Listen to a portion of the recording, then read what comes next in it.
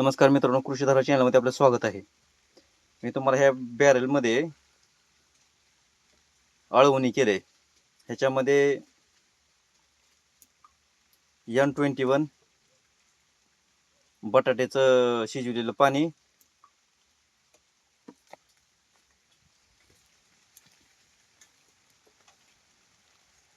मित्रांनो सिस्टीम कशी केली तुम्हाला दाखवतो.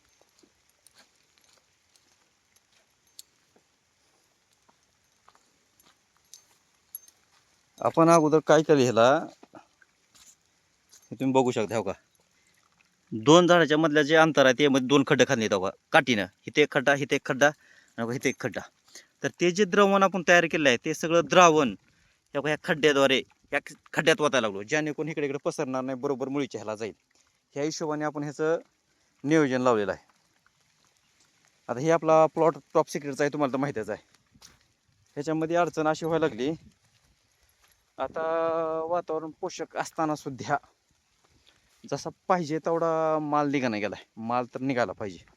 तर मित्रांनो, आता एक ड्रेसिंगचं नियोजन लावलंय आणि इकडे दुसरी व्हरायटी लावली. ह्या व्हरायटीला जरा माल कमी निघतात, त्याच्यामुळे आपण एक दुसरी व्हरायटी लावली, शिर्डी म्हणतात. ह्याला आपण काय, ह्याला येज नाही ती पडली, ह्याला पण ड्रेसिंग चालू आहे आणि ह्याला येज पडलेली नाही ती. तुम्हाला मी दाखवतो ह्याची ड्रेसिंग कशी चालू आहे.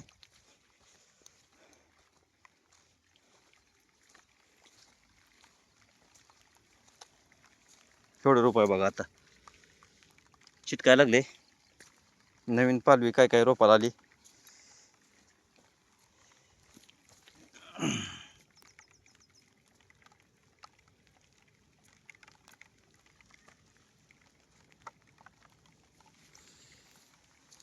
नवीन पालवी काय काय रोपाला आली आहे, काय काय रोप अजून फुटायली ती, काय काय चालू आहे.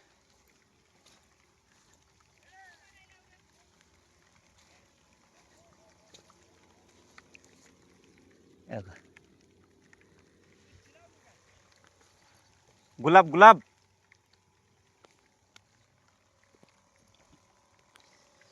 त्याची आता पानं गळून गेली सगळीच.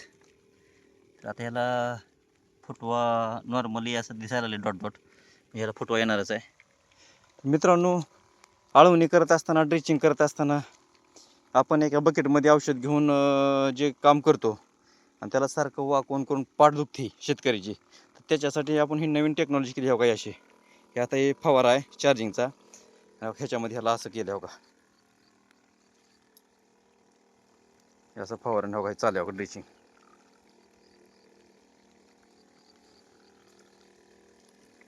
वाकायची गरज नाही, ताट राहूनच हे सगळं करायचं आहे आपल्याला. हे अशा म्हणजे पाठ दुखणार नाही, ह्या हिशोबाने आपण हे नियोजन अशा पद्धतीने केलेलं आहे मित्रांनो. अशा पद्धतीने आपण ड्रेचिंग चालू आहे.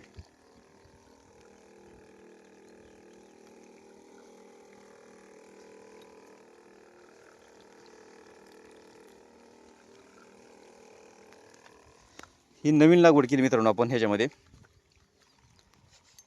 आजचा 4था दिवस आहे लागवड करून. 4थ्या दिवशी आपण ह्याला ड्रेचिंग केली आहे.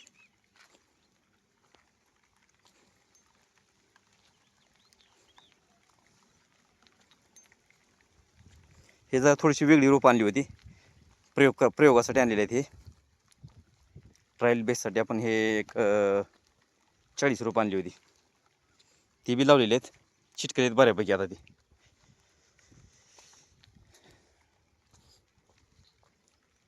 दिसायली का लाईन, दिसायली का मित्रांनो तुम्हाला? आता लाईन टू लाईन दिसायली ना.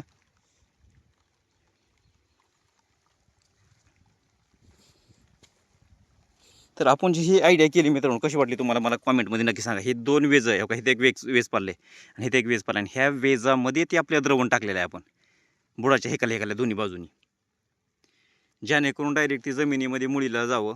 आपण साधारणपणे जर समजा आपण वरून असं समजा वरून सोडलं तर ते द्रवण जास्त लवकर खाली जात नाही, वरच्या वरी पसरतं इकडे इकडं. हे असं केल्यामुळं डायरेक्ट मुळीपाशी म्हणजे पर्क्युलेशन होतं किंवा पसरते आतमध्ये, हे असं मला वाटलं. आता ह्याचा बघणाऱ्याला का अजून वेगळं काय वाटत असेल तर काय नाही आहे, पण जर काय वाटत असेल तर नक्कीच कॉमेंटमध्ये मला सांगा बाबा हे असं नाही, हे योग्य नाही किंवा ही पद्धत चुकीची आहे, असं बी असेल तर नक्कीच सांगा मित्रांनो. मित्रांनो माहिती आवडली असेल तर लाईक करा, शेअर करा आणि सबस्क्राईब करा. धन्यवाद मित्रांनो.